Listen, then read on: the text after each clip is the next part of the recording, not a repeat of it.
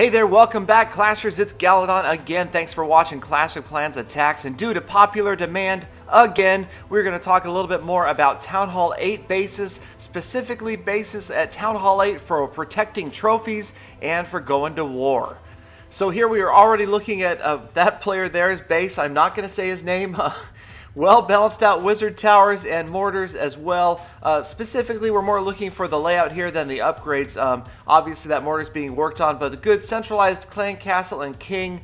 The wizard tower towards the north there, just inside that set of all those bombs and traps and that Tesla. I kind of like that. That is definitely going to surprise some attackers coming from the top of the base.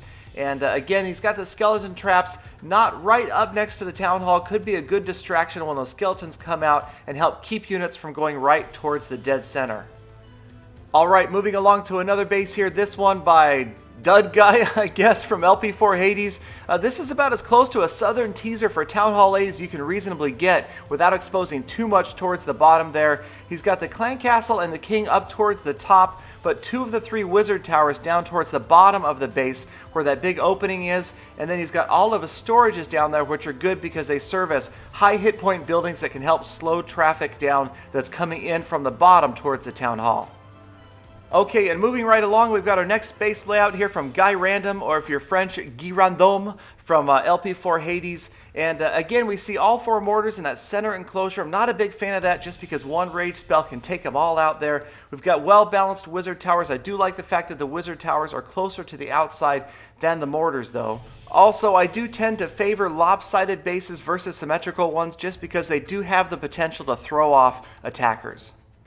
So speaking of lopsided bases, here's one from Malfurio of LP4 Hercules. Now I do like the fundamental of if you've got a shorter path to the town hall, that's where you're going to place two of your three wizard towers. We can see that here at the top.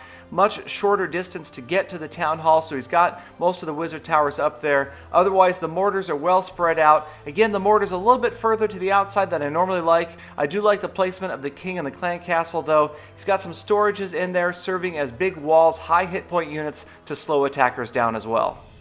So next we will look at a couple of actual war setups here. We've got Turtle XP from LP6 Minotaur. I do like this setup with the mortars well balanced, the wizard towers as well. The one thing I don't really care for is the skeleton traps just a little bit too deep. You may find that a lot of those high damage defensive structures are already down by the time those traps get triggered because the radius is pretty small. I like to have them out there a little bit earlier in the battle to try to keep units from getting to the town hall. So last but not least, we are going to look at an actual defense here as Jack from LP6 Minotaur attempts to defend against a masked dragon attack. And his base setup is actually reminiscent of a pretty popular Town Hall 10 layout. You got the double liner of walls there towards the inside, really working to protect that town hall. All the mortars on the inside, the clan castle, and the air defenses as well. This setup is actually geared to be anti-dragon just because, again, like I've talked about in previous episodes, those buildings around the outside serve as a trail of breadcrumbs. It's more likely that the units are going to move around the outside rather than make it towards the inside. Those air defenses are well protected, but their range will reach out as these dragons go around this base, and hopefully Jack will be able to defend against this attack.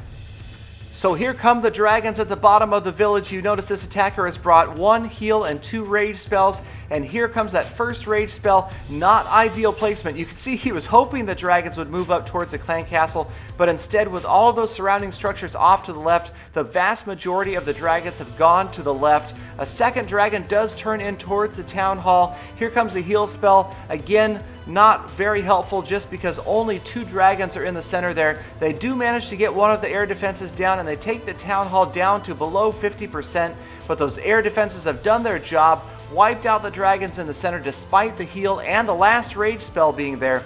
And now you can see the dragons on the right getting worked on by that air defense. The dragons on the top left here, they have an awful lot of structures to get through before they get to that town hall. The Tesla, the left air defense working on them quickly. It looks like the town hall is going to be safe. Too many structures for these dragons to get through to even get that second star. Here comes one of the remaining dragons in towards the center, but he's not very healthy. He goes down right away. And as you can see, these last two dragons are just not going to have enough to get towards that town hall. The well upgraded and well protected air defenses are paying off. The last dragon going down a victim to that very strong air defense, and as time runs out, Jack successfully holds the attacker to only 1 star. So there you have it, you guys, a few examples of Town Hall 8 war and trophy bases. Hope you guys enjoyed it. Obviously, there's an infinite number of possible designs just about for Town Hall 8, but there are a few effective fundamentals that we can follow that can save those trophies and war stars. Please do check out my other videos. Like, comment, subscribe, favorite. Let me know what you guys want to see in a future video. I am still reading all of those comments, and I will see you guys again tomorrow with more full attacks.